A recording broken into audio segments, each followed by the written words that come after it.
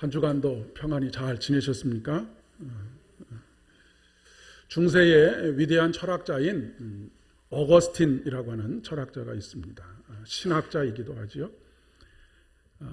이 어거스틴이 말하기를 기독교 공동체는 인간이 연약한 상황에 직면했을 때 이에 반드시 응답해야 한다라고 하는 그런 말을 했습니다. 그렇게 이야기하면서 기독교인들이 공동체의 평안과 안전 그리고 생존을 위한 생활의 토대에 헌신하게 될 때 하나님의 사랑과 돌봄이 드러난다라고 그렇게 이야기를 했습니다. 기독교인들이 공동체의 안전과 평화와 생존을 위해서 헌신한다. 그렇게 할 때에 하나님의 사랑과 세상을 돌보심을 드러낼 수 있다라고 그렇게 말씀하셨다라고 하는 것입니다. 코로나19 사태는 현재도 우리에게 큰 고통이지만 앞으로 우리 피조 세계를 급격하게 혹은 점진적으로 엄청난 변화에 직면하게 할 것이다 라고 하는 것을 모든 사람들이 이구동성으로 이야기하고 있습니다. 어거스틴의 말처럼 이러한 때에 인간이 한계 상황에 직면해 있는 이러한 때에 우리 신앙 공동체가 이에 대해서 어떻게 응답해야 할 것인가 깊이 고민하고 성찰해야 할 때라고 그렇게 믿어집니다. 마침 저의 모교인 장로회 신학대학에서 여러 가지 고민과 성찰들을 함께 나누는 글들을 발표하고 있습니다. 장신대에 속해 있는 교수들은 신학적인 성찰의 글들을 계속해서 올렸고 또 현장에서 목회하는 목회자들과 또 기관에서 목회하는 전문가들이 목회와 현장의 성찰이라고 하는 타이틀을 가지고 어떻게 이 인간의 한계 상황, 인류가 직면한 이 큰 재앙과 같은 어려움 속에서 어떻게 우리가 준비해야 할 것인가, 나름대로 이 사회를 어떻게 위로하고 격려하며 준비해 가야 할 것인가 라고 하는 것에 대한 글들을 발표하고 있습니다. 그리고 교육의 전문가들은 또 우리의 교육의 현장 속에서 어떻게 우리가 이 미래를 준비해야 할 것인가 라고 하는 것들에 대한 글들을 발표하고 있습니다. 그 글들을 하나하나 읽어가면서 새로운 시각을 가지기도 하고 이렇게 준비해 가야 하겠구나 라고 하는 그런 통찰을 얻기도 하면서 많은 도움을 받고 있습니다.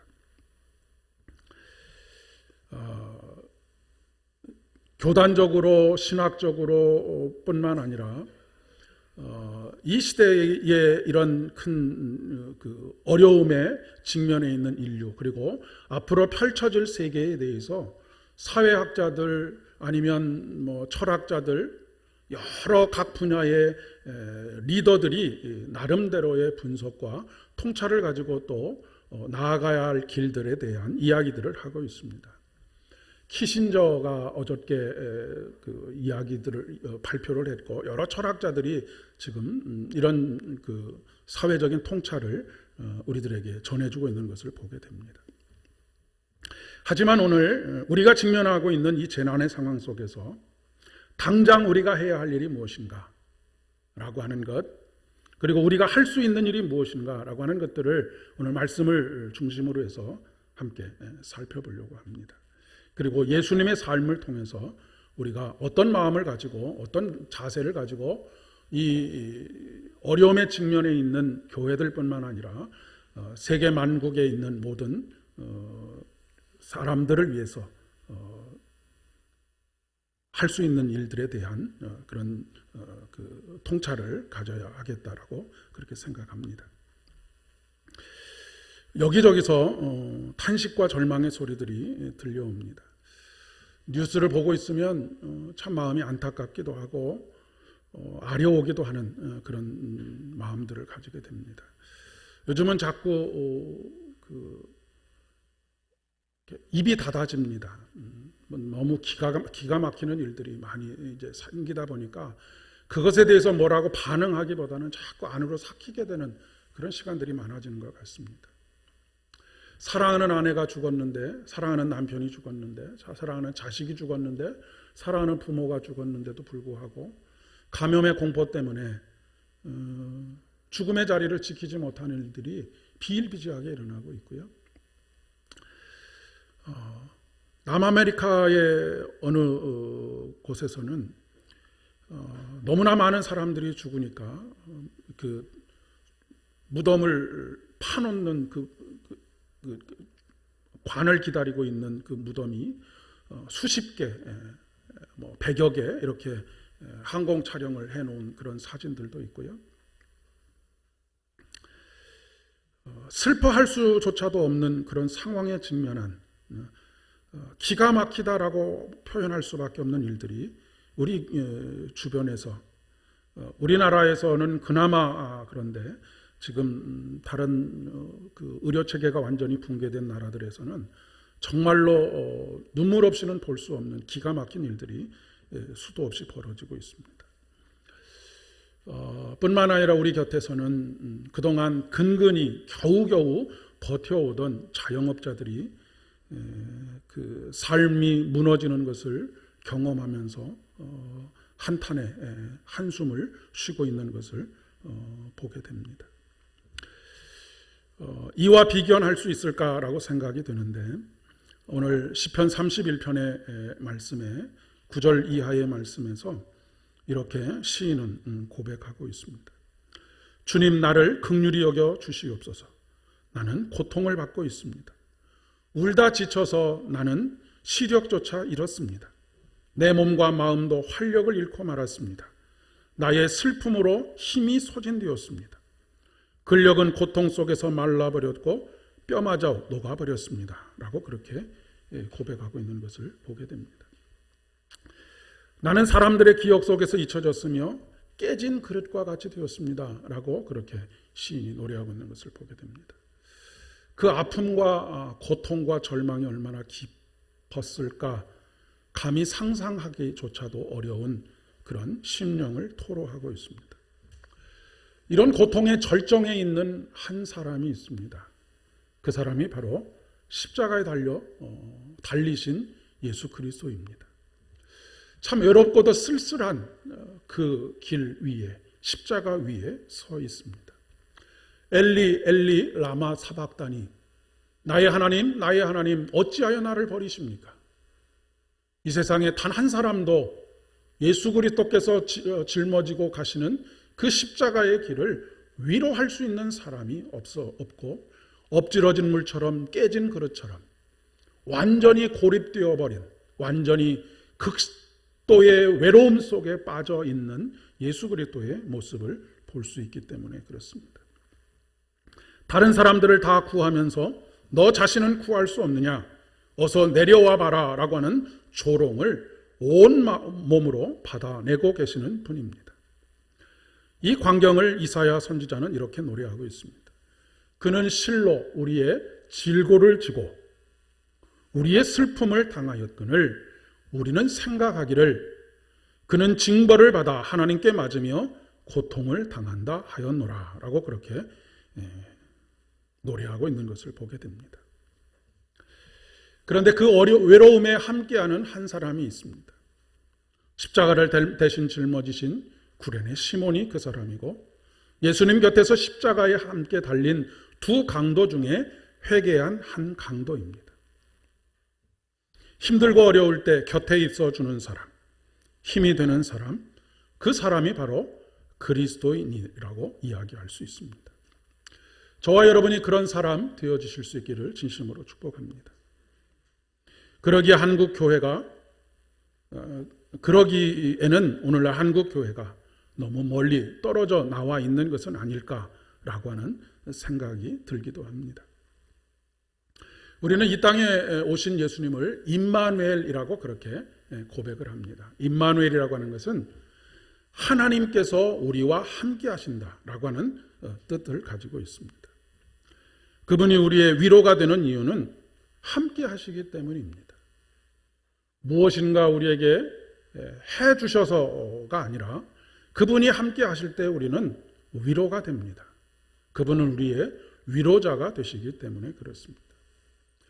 밖에서 아이들에게 억울한 일을 당하거나 한 대를 얻어맞고 온 자녀가 엄마를 보면 그동안 참았던 울음을 터뜨리고 그 품에서 울다가 평안히 잠이 드는 것과 마찬가지로 우리가 예수님께서 우리를 수고하고 무거운 짐진 자들아 다 내게로 오라 내가 너를 쉬게 하리라 라고 말씀하시는 이 말씀. 우리가 세상에서 살아가면서 여러 가지 어려움과 억울함들, 원통함들, 분함들 이런 것들을 가지고 그분 앞에 나왔을 때 그분을 바라보는 그 순간 우리의 마음속에 그 서러움이 복받쳐서 울음이 터져 나오지만 이내 그분의 품 안에서 평안히 잠들어 평안을 누릴 수 있게 되는 것. 이것이 바로 임마누엘 되시는 우리 주님을 늘 곁에 모시고 살아가는 우리들의 특권이라고 그렇게 이야기를 할 수가 있겠습니다.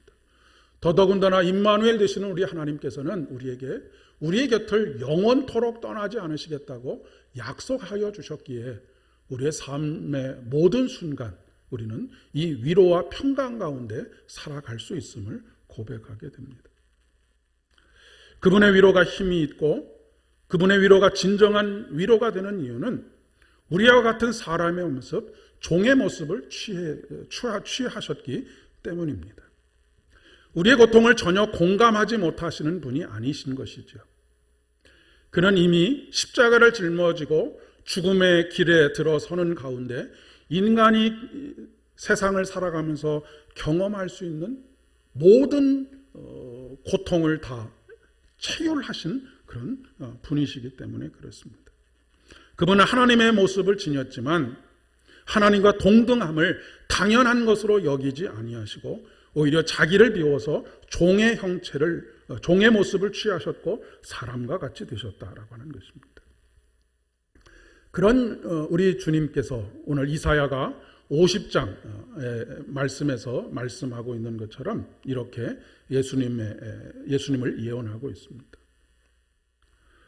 주 하나님께서 나를 학자처럼 말할 수 있게 하셔서 지친 사람을 말로 격려할 수 있게 하신다라고 하는 말씀입니다. 이 어려운 시기에 교회가 할 수 있는 일, 교회된 우리가 해야 할 일이 무엇일까? 물론 약간의 경제적인 도움을 함께 나눌 수 있습니다. 이 극난을 극복해가는 가운데 우리의 힘을 모으는 일도 우리가 해야 할 일이기도 합니다. 그러나 더 중요한 것은 교회가 곁에 있다라고 하는 것, 우리들이 마을과 함께 있고 우리가 이 사회와 함께 있다라고 하는 것, 그것을 보여줄 수 있어야 한다라고 하는 것이죠. 만약에 만에 하나 우리 삼보교회가 오늘 사라진다고 했을 때 우리 마을에서 아쉬워하는 사람들이 있을까라고 하는 질문을 던져보게 됩니다. 만약 한두 사람이라도 아쉬워하는 사람이 있다고 한다면 우리 교회는 존재의 목적이 있는 것이지만 우리 교회가 있든 없든 아무도 아쉬워하는 마음을 가지지 않는다고 한다면 우리 교회는 이미 존재의 목적을 잃어버리고 만 것이다 라고 그렇게 이야기할 수 있기 때문에 그렇습니다.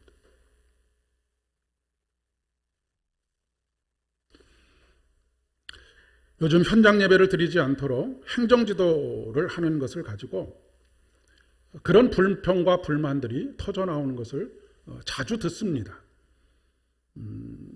우리 북부 시찰에 한 27개 교회의 목사님들도 담임 목사님들끼리 하나의 단톡방으로 이렇게 묶여져 있는데 거기에도 그런 불평과 불만을 토로하는 글들이 자주 올라옵니다.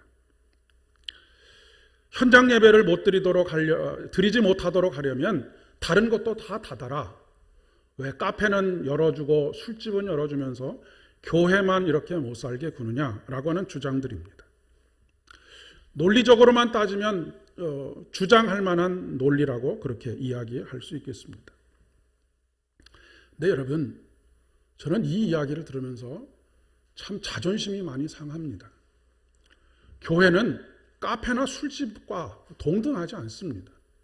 우리가 카페나 술집과 같이 동등하게 대우해달라고 하는 그 순간부터 교회는 더 이상 하나님의 거룩한 성전으로서의 자리를 상실하기 때문에 그렇습니다. 다른 곳처럼 대우해달라. 그러면 교회를 카페나 술집처럼 대우해달라고 하는 것입니까? 교회는 말로는 다 표현할 수 없이 소중한 곳입니다. 비교할 수 없이 소중한 곳입니다. 그렇기 때문에 종의 모습을 취해야 하는 것이죠. 선제적으로 교회가 이 사회를 위해서 무엇을 해야 할지를 먼저 생각해야 하는 것입니다. 제가 소수이지만 예배를 계속 진행하는 이유는 정부의 이 행정 지도에 대해서 반발심을 가지고 있거나 하는 그런 생각 때문에 예배를 계속해서 드리고 있지 않다라고 하는 것을 여러 번에 걸쳐서 말씀을 드렸습니다. 오히려 하루속히 생활 방역으로 전환되어야 한다라고 하는 그런 생각 때문입니다. 지금 4월 19일까지 다시 2주 동안 더 강력한 사회적 거리를 유지해 달라고 하는 그런 담화가 대통령과 총리와 또 보건복지부 장관의 그 성명을 통해서 또 글들을 통해서 발표가 되었는데 참 걱정이 많습니다. 왜냐하면 여러분 지난 한 주간 동안에 더 이상 이 답답함을 견디지 못하고 공원을 찾고 외부 활동이 그 전보다 50%가 많아졌다고 합니다. 그러니까 너무 그동안 팽팽하게 그냥 잡아당겨 놓다 보니까 그런 상황에서 사람들이 이제는 조금씩 무뎌져 가고 있다고 하는 것이죠. 여의도의 윤중로를 결국엔 폐쇄하고 말았습니다만은 거기에 2m 사회적인 거리는 고사하고 바짝바짝 붙어서 그렇게 사람들이 꼭 구경을 하러 돌아다니는 이런 형국이 벌어지고 있는 것이죠. 여기를 막으면 저쪽으로 가고 저쪽을 막으면 또 다른 쪽으로 가고 사람들이 더 이상 견딜 수 없는 그런 심리적인 상황으로 몰려가고 있다고 하는 것입니다.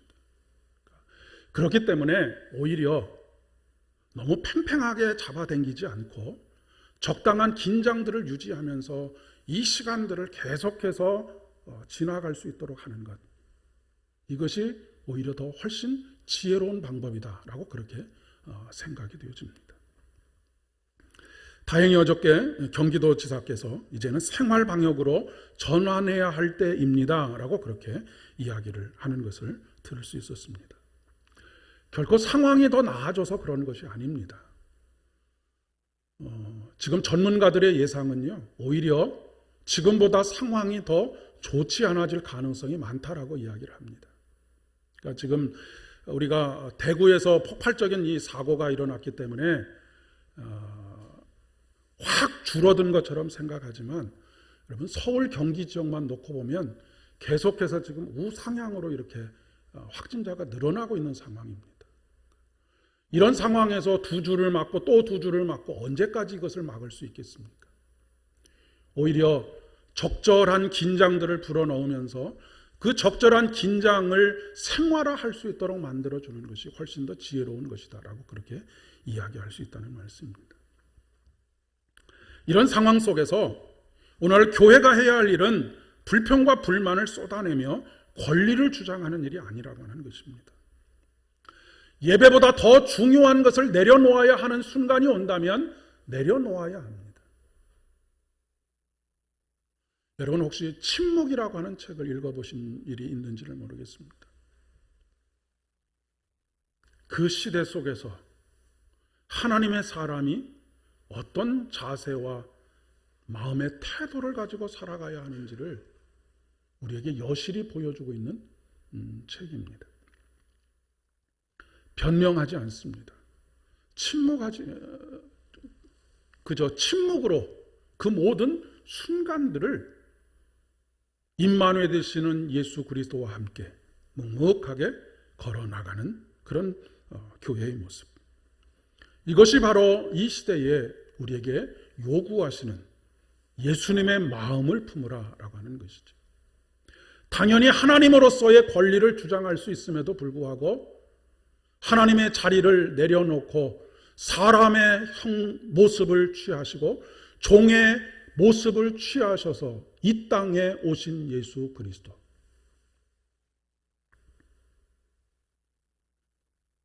예수님께서 종의 자리로 낮아지신 이유는 세상을 구원하시기 위함입니다. 아까 어거스틴이 말하고 있는 것과 같은 맥락의 이야기라고 이야기할 수 있겠습니다. 이것이 교회의 존재의 목적이다라고 그렇게 이야기를 할 수가 있습니다. 왜 교회만 이렇게 대우하느냐고, 교회는 이런 대우를 받을 만한 기관이 아니라고 그렇게 변명하고 주장하는 것이 아니라 오히려 이 사회의 생명과 안전과 평화를 위해서 권리들을 당연히 내려놓을 줄 아는 것.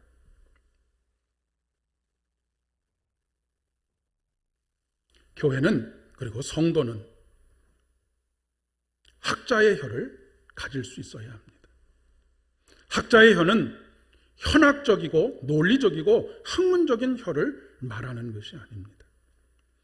오늘 말씀하시는 학자의 혀는 지친 사람을 위로하고 격려하는 말입니다. 영어로 위로라고 하는 말을 comfort라고 하는데, com은 함께 힘을 모으다라고 하는 것이고요, port는 성이라고 하는 의미를 가지고 있는데, 성이 무너지지 않도록 함께 힘을 모으는 것, 그렇게 해석해 볼 수도 있을 것 같습니다.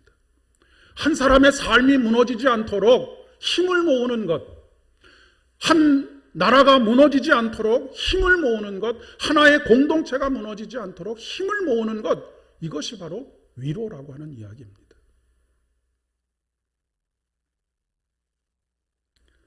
지친 사람을 잘 격려하는 여. 열흘 후에 총선이 있습니다. 좋은 사람을 잘 선택하셔서 투표하실 수 있기를 바랍니다. 누구를 찍으시라고 하는 이야기는 드릴 수 없지만 누구를 찍지 말라는 말씀을 드릴 수 있을 것 같습니다. 절대로 막말을 하는 사람은 선택하지 않으시면 좋겠습니다. 사람의 마음에 비수를 꽂는 사람들은 찍지 않으셨으면 좋겠습니다.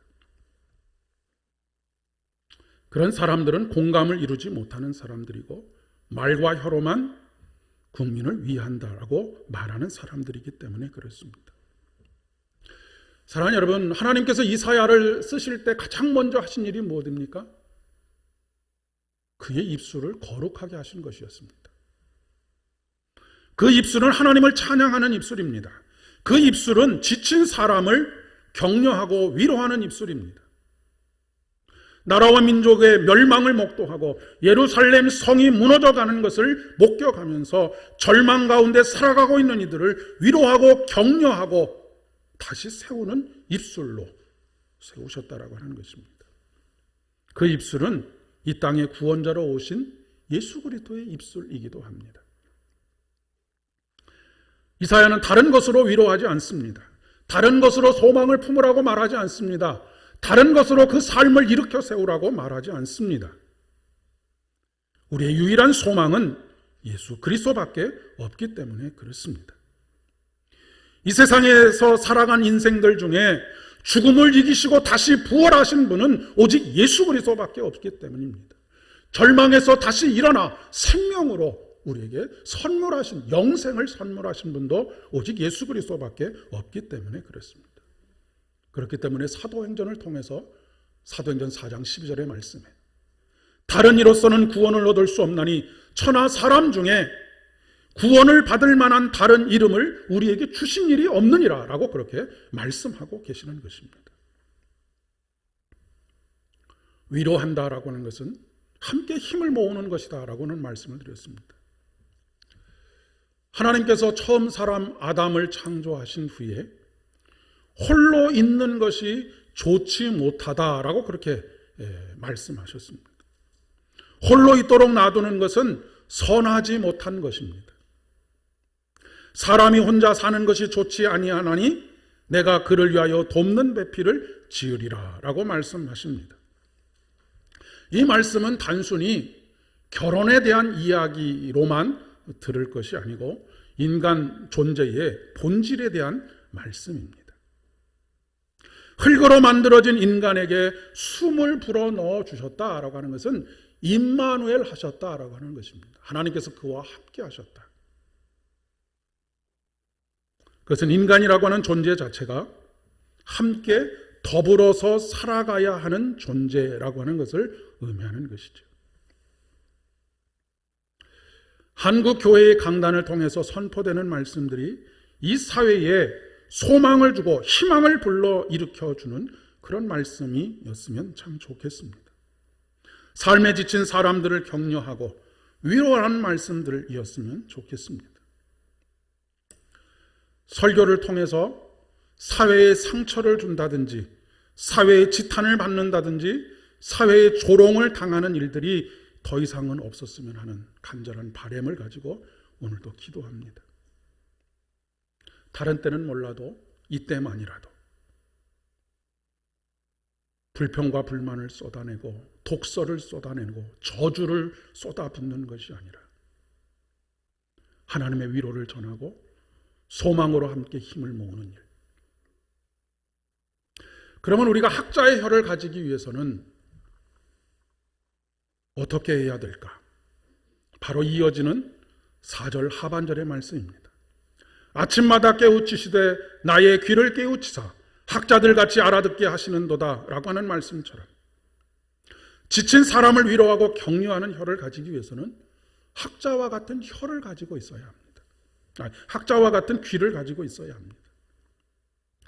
무엇을 듣느냐가 굉장히 중요합니다. 여러분, 아이가 쓰는 말, 단어들을 들으면 이 아이가 가정에서 무슨 말을 듣고 자랐구나 라고 하는 것을 알 수 있습니다. 부모가 하는 말을 자녀들이 그대로 따라합니다. 무엇을 듣느냐 하는 것이 굉장히 중요하다라고 하는 것이죠. 늘상 듣는 것을 말하게 되어져 있습니다. 계시록의 말씀에 들을 귀가 있는 사람은 들을지어다. 여러분, 들을 귀가 무엇이겠습니까? 학자의 귀입니다. 듣고 이해하고 깨달을 수 있는 귀, 분별할 수 있는 귀. 오늘도 수많은 뉴스들과 소리들이 세상으로부터 들려옵니다. 무엇을 들어야 하고 무엇을 귀담아 듣지 말아야 할지에 대해서 분별할 수 있는 분별력들이 우리에게 있어야 하겠습니다. 하나님께서 아침마다 여러분의 귀를 깨우치셔서 알아듣게 하시기를 진심으로 축복합니다. 여러분, 하루를 시작하면서 하나님의 말씀을 듣지 않고 하루를 시작하면 그 입술에서 어떠한 말이 나오겠습니까? 소망의 말이 나오겠습니까? 위로의 말이 나올 수 있겠습니까? 아침마다 내 귀에 들려주시는 하나님의 음성, 그 음성 속에 담겨져 있는 소망을 이야기하는 삶, 그 음성 속에 담겨져 있는 위로를 선포하는 삶. 믿음은 무엇으로부터 시작이 된다고 하셨습니까? 들음으로부터 시작이 되고, 들음은 하나님의 말씀으로부터 시작이 된다라고 그렇게 말씀하고 있습니다.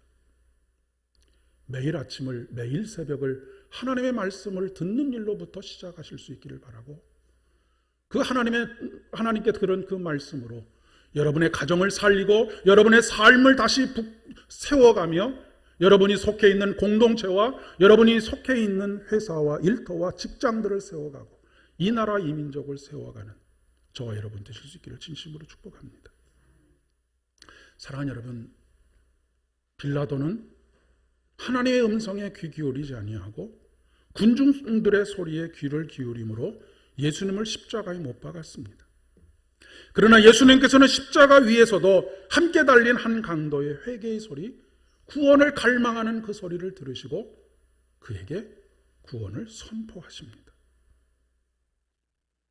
하나님은 우리의 작은 신음에도 귀를 기울이시는 하나님이십니다. 우리들 또한 예수의 마음을 품고 우리의 주변에서 들려오는 작은 신음 소리에 귀 기울이고 응답하고 그리고 위로하고 격려하는 입술로서의 한 주간의 삶을 살아갈 수 있기를 진심으로 축복합니다. 그래서 여러분이 머무는 곳마다 날마다 생명의 소리가 들려오기를, 구원의 소리가 들려오기를, 다시 일어나는 소망의 이야기들이 들려오게 되는 복된 한 주간의 삶 되실 수 있기를 진심으로 축복합니다. 함께 기도하겠습니다. 아버지 하나님, 감사합니다. 우리를 위해서 하늘 영광 보좌를 버리시고 이 땅에 오셔 사람의 모습, 종의 형체를 가지고 모든 것을 포기한 채 그렇게 우리를 위해서 당신을 내어주신 그 사랑을 오늘 우리가 받고 있음을 깨닫게 하여 주시니 진심으로 감사를 드립니다. 사도 바울이 그 예수의 마음을 우리가 품으라고 오늘 말씀하고 있는 그 음성을 또한 듣습니다. 날마다 하나님의 음성에 귀 기울이는 저희들 되게 인도하여 주옵시고 그 안에 담겨져 있는 소망과 생명과 위로의 이야기들을 서로에게 나눌 수 있는 우리들 되어질 수 있도록 은혜를 더하여 주시옵소서. 이제 다시 세상을 향하여서 우리의 발걸음을 내딛게 될 터인데 하나님, 우리의 발걸음이 머무는 곳마다 위로가 선포되게 하시고 소망이 선포되게 하시고 구원이 이루어지는 놀라운 새로운 소망으로 생명력 넘치는 삶이 회복되어지는 그런 은혜 누릴 수 있도록 도와주시옵소서. 모든 말씀 예수님의 이름으로 간절히 기도드립니다.